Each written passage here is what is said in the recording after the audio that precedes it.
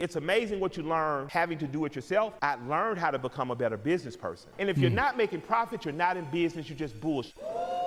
In the 20 years that I have been DIYing, the one unwritten rule about all this is that DIY. Shout out to Killer Mike doing some amazing things in the community, right? Really moving the needle. Wherever you see Killer Mike, you know there's going to be an evolution of this idea of what can a rapper do. It's amazing what you learn having to do it yourself, because it made me a lot more empathetic to Big and Dre. You know, I wasn't no resentful artist. They didn't do everything they could do for me. You know, that's stupid shit. They did, as artists, everything they could possibly do within their range, and then they hit the end of their range. They were still artists at their peak. You could only expect, and it wasn't until I got responsible for some other people that I understood, oh, it's not easy being a boss. To be a boss, you gotta have a staff. Sheesh. He about to drop another gem in a second, but look, it's amazing how many artists you see that signed to other artists, and it's almost like a broken record at this point.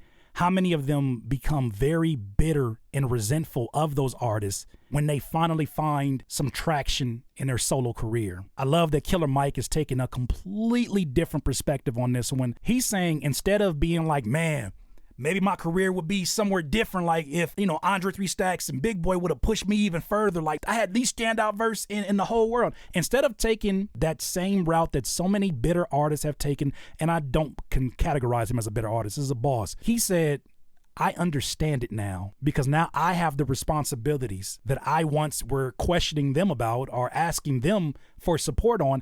I have those responsibilities now as the boss. Talk about what it is to do things as a boss, Killer Mike. And to have a staff, you gotta make payroll. And to make payroll, you gotta make profit. And if you're not making profit, you're not in business, you're just bullshit.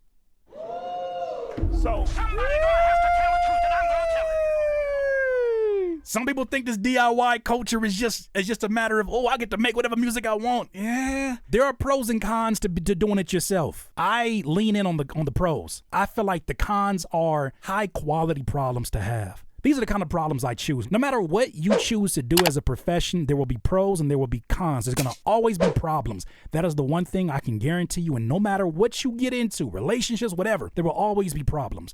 You have a choice of the quality of problems. And if you can make peace with those, you're likely walking in your purpose. But when he said this right here, in order to have a staff, you gotta make payroll. Well, in order for your business to make payroll, well, you gotta be profiting. And if you're not profiting, well, then you're bullshitting. Some people I saw when they clipped this up, some people were like, you could tell they got in their feelings like, no, that's not true. Some of these companies, it took them years to profit. I don't have an issue with what he said, especially as a business owner who has experienced years at times of not profiting or not being in the green. And every single time that I was able to pivot and figure it out, it always came back to something I needed to change. It always came back to me.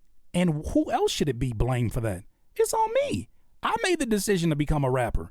If I wanted to just make it about money, there's a million different professions I could have did after graduation. It was about the money. But it's not just about the money. It is about doing this thing that you have a passion for, figuring out ways to monetize it. But it's very, very important, as he just laid out, it's very important for you to be real with yourself about it. once I understood those principles, I got with SMC, where I met a guy who would become my manager, Will Bronson. Once I further learned what the independent game was, and me and L hooked up thanks to Jason DeMarco, and all this is hometown stuff, right? So Jason DeMarco works at Turner, he works at Cartoon Network, he knows me and L. He says, hey, Mike Bigger, I'd like for you to make a record as Killer Mike again and make you America's Most Wanted.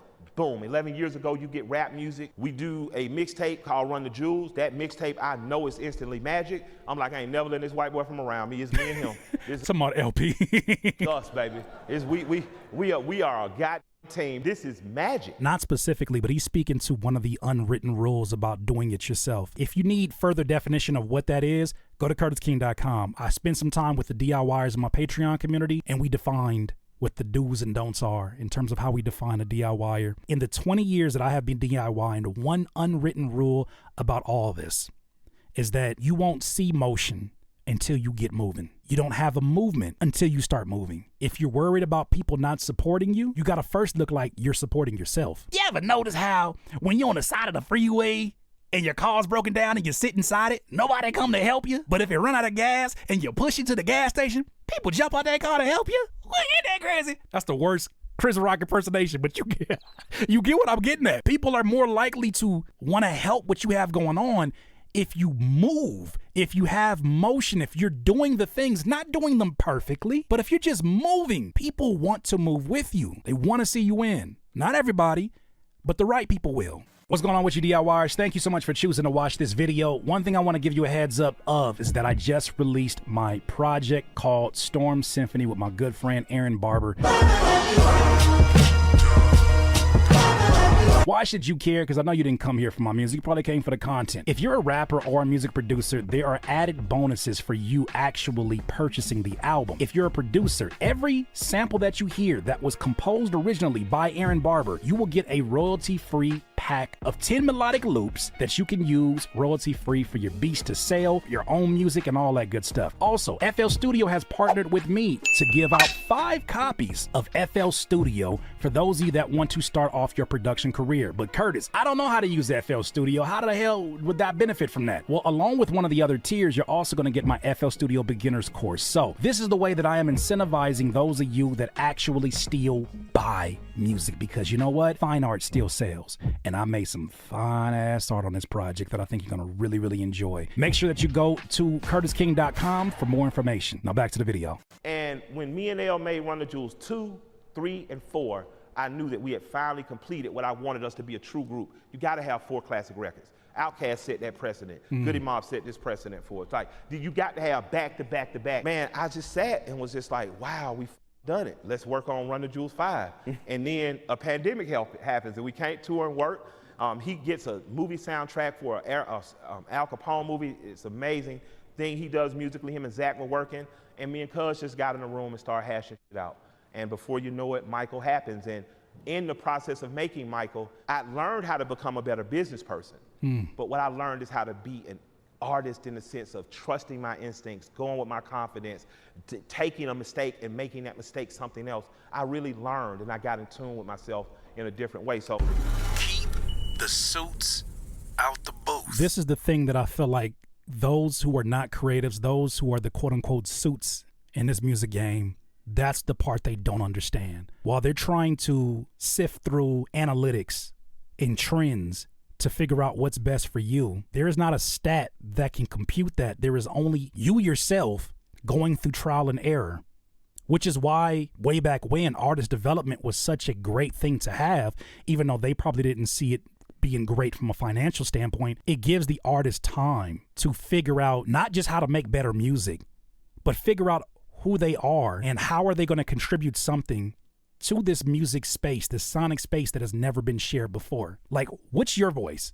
Like, I hear you rapping, but who are you? And I listen to a Killer Mike's album, Michael, and I hear somebody who is comfortable with themselves. They're not trying to make the trendy songs. They're not trying to figure out, oh, how's this going to work on TikTok? He knows what his demographic is. He knows his audience. And that comes from spending time with your craft, trying out different things that inspire thoughts like, I wonder what it would sound like if I worked with a producer like LP. But that's not going to happen if you're always around people that are just thinking about the analytics. They're important, but if they're just thinking about the analytics, you don't allow for things that don't make sense on paper to happen, because those things are the things that can blow everything out the water, in my opinion. Thanks to Cuz Lightyear A&R, and then me and him treating it like a job. We go in at 10 at night, we go out to 5 to 6 in the morning and record, we go home, go to sleep, we take weekends off. And the more I lived my recording life like a regular worker class guy, the better the music came out on the other side. So for the rest of my life, this is how I'll record. Somebody's gonna have to tell the truth, and I'm gonna tell it. Shout out to Killer Mike. That right there, if there was nothing else that you took from that, please take that part of it, especially if you identify yourself as a DIYer. DIY. This is work just like any other work. You just chose one of the coolest fucking jobs you could have ever chose. But you must take the pros of what you had when you had a job. When you had a job, if you don't still have one, right? Which I think that's amazing that you have that extra finance to support this dream, to support this passion of yours. But when you have a job, you have structure, you have predictability, right? You know when you're going to get paid, and you also know what it is to be a part of a system. There's a reason why you're clocking in at a certain time. There's a reason why you must do this before 6 p.m. or there's a reason why you must listen to this person that's here. When you have that structure, it makes it so easy to clock in, day out, and produce very similar results that hopefully you're profiting at. I think because sometimes we as DIYers, as artists, as producers, lean so much into the creativity, we don't recognize that focusing on your business is not just about understanding terms. It's not just understanding, okay, well, how do I formulate my LLC and what is my EIN number? It's not just that aspect of it, because I know it can be very boring to look at and read. It's not about that.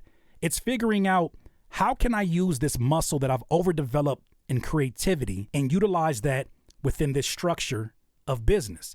Because if you bring these two together, then that means I don't have to be a struggling artist. That means that if I figure out what product people find valuable from me and my music offering, whether it's physical copies of my music, my merchandise, whether it's just the content I make on social media and I monetize that, you need a structure so that you can show up on a consistent basis. I saw a meme. Let me see if I can find this meme really quick. I think a lot of times we put unnecessary pressure on ourselves because we're so concerned about being consistent. Have you ever thought to yourself, what does consistency really look like? This diagram really lays it out really well. And I'm taking this not just for my music career, but I'm taking this in mind for when I go to the gym. People think consistency looks like full battery every single day. You think it's going in the studio and making 4 or 5 bangers, 15 songs, and da-da-da-da. You think it's just that. But what consistency really looks like, maybe you do have a day where you just go crazy because you're just in that energy, you're in that space. Then the next day, maybe it's a little bit less. Then the day after, maybe you just showed up and went through your scales as a producer.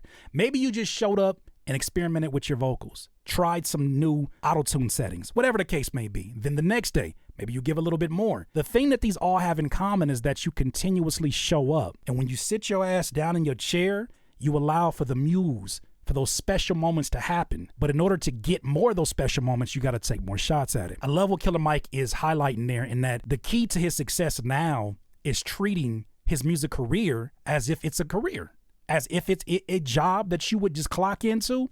You got your schedule that you must go into. He said it's 10 p.m. to 6 a.m. Go and get some sleep. And then after you get your sleep, make the plans for the next day. That has probably been the biggest lesson that I've learned this year, especially because I'm going to start to delegate my business out and try to get some help with the graphic design, because I've been doing all that myself. The mixing and mastering, all that myself. There's a part of me that does wear that as a badge of honor, but I understand there's a ceiling for that. But the only way that I could do all of this at a high clip, in my opinion, a high clip, is by having a system that I don't falter from. Am I 100% every single day? Hell no. Salute Killer Mike for telling the real about what it is like to be a DIYer. It ain't all breezy. It ain't all good all the time, but it's all yours all the time. Those are my thoughts, though. What do you guys think? DIY. DIYers, if you enjoyed this content, make sure that you hit the like button and maybe even consider subscribing. Come on, man. Stop being greedy. Peace.